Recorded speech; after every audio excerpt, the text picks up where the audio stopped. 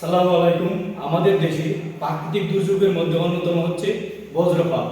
প্রতি বছর March April May মাসে এ ধরনের দুর্যোগ হওয়ার প্রবণতা বেশি লক্ষ্য করা যায়। আর এই দুর্যোগে বহু লোক হতাহত হওয়ার ঘটনাও আমরা বিভিন্ন নিউজ পেপারগুলোতে দেখতে পাই।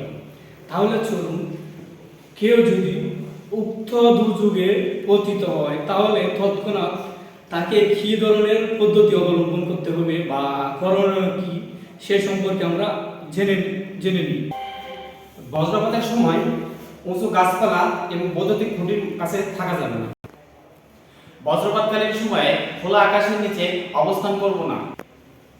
বজ্রপাতকালীন সময় বাসাবাড়িতে আমরা যে সচরাচর ইলেকট্রিক ডিভাইসগুলো ব্যবহার করি সেগুলো বন্ধ রাখতে হবে। বজ্রপাতের সময় খালি পায়ে থাকা যাবে না এবং রাবারের জুতা পরিধান করতে হবে। বজ্রপাতকালীন সময়ে ধাতব বস্তু স্পর্শ করা যাবে না, স্পর্শ করা যাবে না। বজ্রপাতকালীন সময় পানি থেকে দূরে অবস্থান গ্রহণ করতে হবে। ছিলাম আমি ওমর ফারুক। এতক্ষণ আমাদের সাথে থাকার জন্য ধন্যবাদ।